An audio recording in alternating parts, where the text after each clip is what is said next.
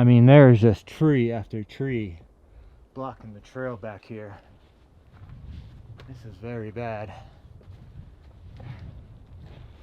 Just figure out how to get around it.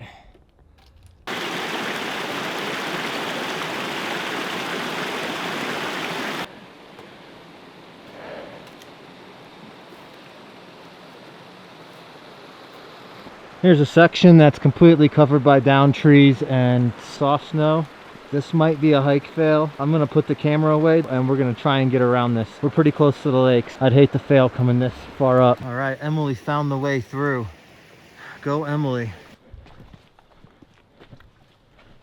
It's kind of been the story. Last mile. Got a nice trail for about 20 feet. And you got a bunch of trees and snow blocking the way. We're almost to this lake though. We'll at least reach the bottom one. I have no idea what the conditions of the top two are.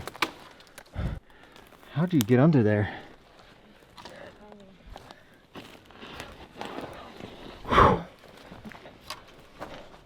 It's kind of how each tree crossing goes. Straight up ahead is the first lake. The trail itself is completely covered in snow, so the other two lakes are going to be difficult to get to. All right, we made it. Lakes of the Clouds.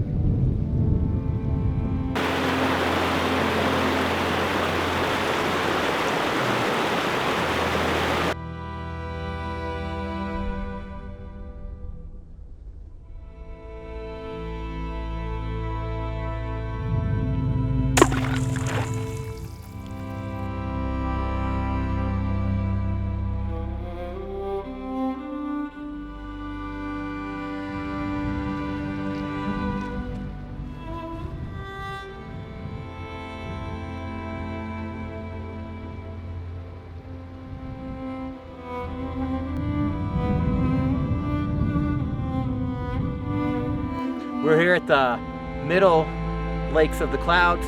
The upper lakes of the clouds is that way. It's not too far, but I'm looking at it right now. There's nothing but snow. Our feet are already soaked. We will be back this summer to camp out here. Not gonna get any more wet feet to try and reach that upper lake. Anyways, we're gonna wrap things up here and head on back. Just crossed Gibson Creek this time. We didn't even really try to make it across without getting wet. I just plunged in and walked across. Nothing too crazy right now. Keep in mind though, certain situations, especially during heavy rains, can make that creek impassable. Today's hike was very challenging, mainly due to the amount of down trees on the trail. As soon as you cross the creek, if you take the route that we did, you go up some steep rocks. Not too many trees right there, but you will eventually meet up at a junction. There's two different ways that you can hike this trail. Once you go up from the junction, that's just when the big trees just kind of take over the trail. On this day, I would say the last mile of the hike to the first lake was more of a bushwhack than an actual hike. Not only that, mix in some nice spring snow that as soon as you step on it, you sink knee deep. Made it a fun hike today. Most of this hike takes place in the Sangre de Cristo wilderness. The cool thing about this wilderness is there is dispersed camping almost anywhere as long as you're not, I think, 200 feet away from a water source. Things change, so always check the website for more information on dispersed camping in the Sangre de Cristo wilderness. I do know that trail maintenance is done on this trail, of course. I just don't know how often it is done or when it's done. But if you want to hike Lakes of the Clouds, I imagine most of the snow is going to be gone in a couple of weeks. The down trees, I have no idea. Would definitely recommend looking at all trails for recent reviews. If you're an avid hiker, I'd love to follow you on all trails. Just hit me up in a comment. Let me know that you followed me. I'll follow you back. I'll leave a link in the description to the route that we took today. And also I have future hikes planned in my all trails profile. Absolutely love the Sangre de Cristo mountain range and wilderness. This summer we are definitely going to be spending some more time out here, so looking forward to those hikes. We started our hike to Lakes of the Clouds at the Gibson Creek Trailhead, which is located about 15 miles west of the city of Westcliffe, Colorado. Total hiking distance today, total elevation gain. Overall, today was amazing. The weather was perfect. The pine leaves smelled so awesome. We've been hiking over 6 hours and we've only seen 2 people today. And it just feels so good to hike in a short sleeve shirt again. On today's hike, some parts of the trail had cell phone service, while other parts did not.